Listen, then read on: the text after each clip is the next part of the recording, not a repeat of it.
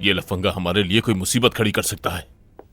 परेशान मत हो सर, मैं इसे संभाल लूंगा। वैसे भी ट्रीटमेंट प्लांट में जरूरी तब्दीलियां कर दी गई हैं। हमारे खिलाफ कोई सबूत भी नहीं है उनके पास, यानी परेशानी की कोई बात नहीं है सर। फैजा, यहां आओ मेरी बेटी, आओ बैठो यहां, आ जाओ।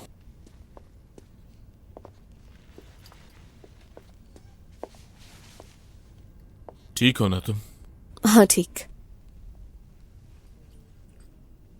उस लफंगे को कैसे जानती हो? बाबा प्लीज, लफंगा नहीं है वो, मैंने कहा कि मेरा दोस्त है। आखिर तुम कब से इस तरह के अजीब दोस्त बनाने लग गई हो फैजा? बाबा प्लीज, मेरा बात करने का दिल नहीं है। यूसुफ की मौत का पहले ही बहुत दुख है मुझे, और ऊपर से ये सवालात।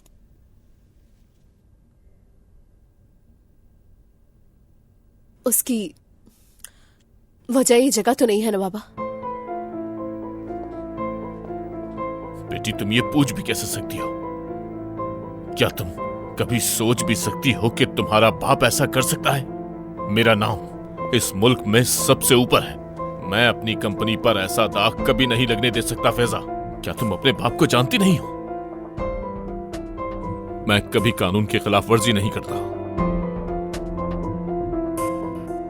फैजा साहिबा, वो लड़का आपका दोस्त हो सकता है, लेकिन मैं ऐसे लोगों को बहुत अच्छे से जानता हूं। पैसे हासिल करने के लिए किसी भी हद तक गिर सकते हैं वो। बिलाल उन जैसा नहीं है जिनको आप अच्छे से जानते हैं कैरम साहब। तुम उसे इतना कैसे जानती हो?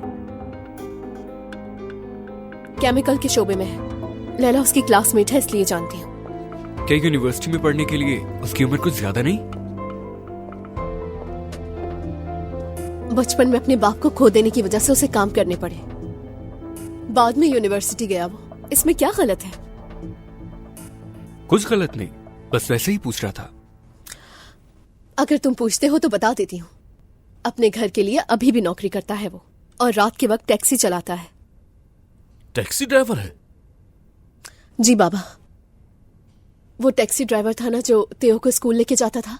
तो वो भी यही आदमी था? बाएतमाद लगा इसीलिए बुलाया था।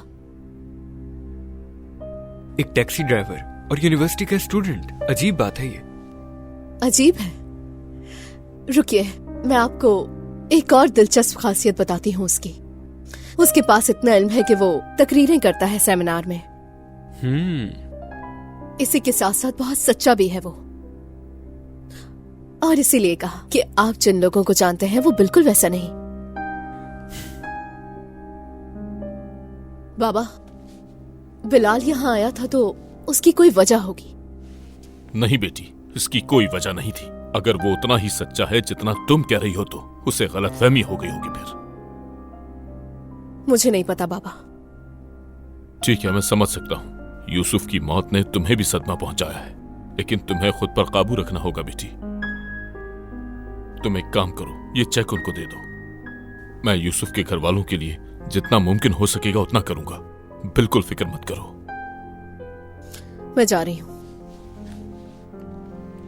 ड्राइवर तुम्हें ले जाएगा? मैं चली जाऊंगी। ठीक है बेटी, घर पर मिलते हैं।